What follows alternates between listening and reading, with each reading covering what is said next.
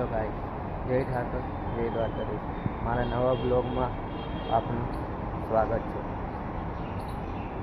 આજે international flag day છે, યાની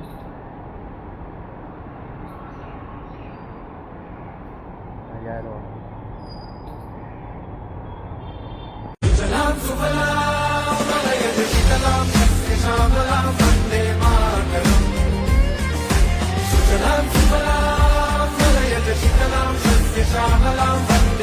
hello guys, આજે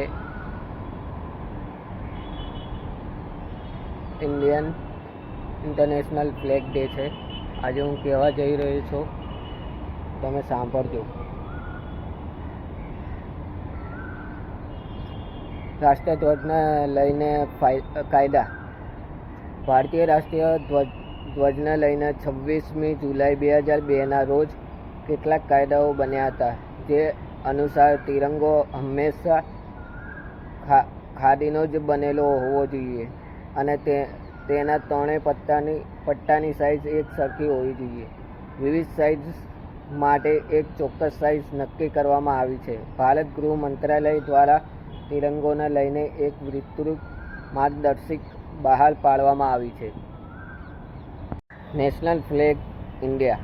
ભારતનો રાષ્ટ્રીય ધ્વજ તિરંગો દેશની સ્વતંત્રતા, અખંડિતતા, એકતા, લોકશાહી મૂલ્યો અને રાષ્ટ્રીય ગૌરવનું સ્વચ્છ પ્રતીક છે. જ્યારે પણ આકાશમાં તિરંગો લહેરાવે છે, ત્યારે પ્રત્યેક ભારતીયના હૃદયમાં આદર, ગર્વ અને દેશભક્તિની અદ્ભુત ભાવના જાગૃત થાય છે.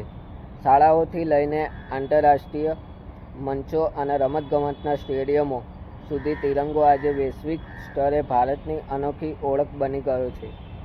National flag India. 22 જુલાઈએ તિરંગાને મળ્યું બંધારણીય સન્માન. ભારતીય ઇતિહાસમાં 22 જુલાઈની તારીખનું વિશેષ મહત્વ છે. આ જ દિવસે 22 જુલાઈ 1947ના રોજ ભારતની બંધારણ સભાએ વર્તમાન તિરંગાને સ્વતંત્ર ભારતના રાષ્ટ્રીય ધ્વજ તરીકે સત્તાવાર રીતે અપનાવ્યો હતો.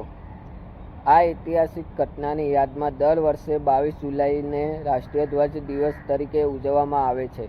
જો કે આ દિવસે કોઈ સત્તાવાર રાષ્ટ્રીય રજા હોતી નથી, પરંતુ તે ભારતીયોને આપણા રાષ્ટ્રીય ધ્વજના ભવ્ય ઇતિહાસ અને તેના આદર્શોનું સ્મરણ કરવાનો પ્રતીક અવસર છે. થોડા જ અઠવાડિયા પછી 15 ઓગસ્ટ 1947ના રોજ દેશ આઝાદ થયો, ત્યારે આ તિરંગો જ સ્વતંત્ર ભારતનું પ્રથમ પ્રતીક બન્યો હતો. વર્ષ 1904થી 1906ના સમયગાળા દરમિયાન વિવેકાનંદના અનુયાયી સિસ્ટર નિવેદિતાના હાથે રાષ્ટ્રીય ધ્વજનું નિર્માણ થયું હતું. વર્ષ 1907ના સમયગાળામાં મેડમ ભીખાજી રુકમણજી કમના હાથે પણ તે નિર્માણ પામ્યો હતો. વર્ષ 1916ના સમયગાળામાં પિગાલી વેંકૈયા, 1917માં બાળ ગંગાધર તિલક, 1921માં ધાર્મિક એકતા સમો સફેદ, લીલો અને લાલ રંગનો ધ્વજ રજૂ કરવામાં આવ્યો હતો. તો વર્ષ 1931માં લાલ પીળા રંગનો ધ્વજ રજૂ થયો હતો, પરંતુ અંતે 1947માં રાજેન્દ્ર પ્રસાદના પ્રયાસોને કારણે વર્તમાન રાષ્ટ્રીય ધ્વજ અમલમાં આવ્યો છે, જેને બનાવવાનું બહુમાન પિગાલી વેંકૈયા નામના એક ભારતીયને મળે છે. જૂનાગઢ. આજે ભારતનો રાષ્ટ્રીય ધ્વજ નેશનલ ફ્લેગ ઓફ ઇન્ડિયાને 74 વર્ષ પૂર્ણ થયા છે. વર્ષ 1947ની 22મી જુલાઈના દિવસે સ્વતંત્ર ભારતનો રાષ્ટ્રીય ધ્વજ અશોક ચક્ર સાથે તિરંગાનો સ્વીકાર કરવામાં આવ્યો હતો. ત્યારથી 22 જુલાઈના દિવસે સમગ્ર દેશમાં ભારતના રાષ્ટ્રીય ધ્વજનો જન્મ દિવસ માનવામાં આવી રહ્યો છે. સર્વપ્રથમ વખત રાષ્ટ્રીય ધ્વજ તૈયાર કરવાનું બહુમાન પિગાલી વેંકૈયાને જાય છે. તેમના દ્વારા સર્વપ્રથમ વખત રાષ્ટ્રીય ધ્વજના નિર્માણને આખરી ઓપ આપવામાં આવ્યો હતો. પિગાલી વેંકૈયાએ નિર્માણ કર્યો તિરંગો.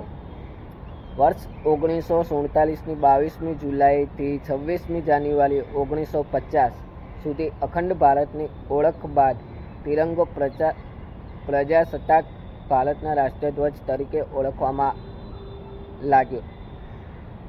પિંગાલી વેંકૈયાના હાથે પ્રથમ વખત તૈયાર થયેલા રાષ્ટ્રીય ધ્વજને બંધારણીય સભામાં મંજૂરી આપ્યા બાદ તેમાં સમયાંતરે થયેલા ફેરફારને અંતે 22 જુલાઈ 1947ના રોજ તૈયાર થયેલા રાષ્ટ્રીય ધ્વજને 15 ઓગસ્ટ 1947માં રાજભવન પર પ્રથમ વખત ફટકારવામાં આવ્યો હતો.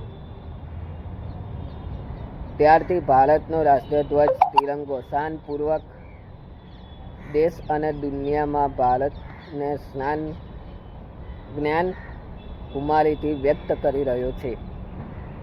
રાષ્ટ્રીય ધ્વજના રંગો અને પ્રતીકો. કેસરી હિંમત અને બલિદાનનું પ્રતીક. સફેદ શાંતિ અને સત્યનું પ્રતીક. લીલો સમૃદ્ધિ અને વિકાસનું પ્રતીક. અશોક ચક્ર મધ્યમાં આવેલું 24 આરાવાળું ચક્ર જે પ્રગતિ અને સત્યનું પ્રતીક છે. રાષ્ટ્રીય ધ્વજ ફરકવાના નિયમો. ધ્વજ હંમેશા સ્વચ્છ અને સન્માનજનક સ્થિતિમાં હોવો જોઈએ. રાષ્ટ્રીય ધ્વજની ઊંચાઈ અને કોઈ પણ ધ્વજ કરતાં હંમેશા વધુ હોવી જોઈએ અને ધ્વજ પણ કશું લખવું કે ચિત્રકામ કરવું કાયદાકીય રીતે ગુનો બને છે. આજે ભારતનો રાષ્ટ્રીય ધ્વજ તેનો 74મો જન્મદિવસ મનાવી રહ્યો છે.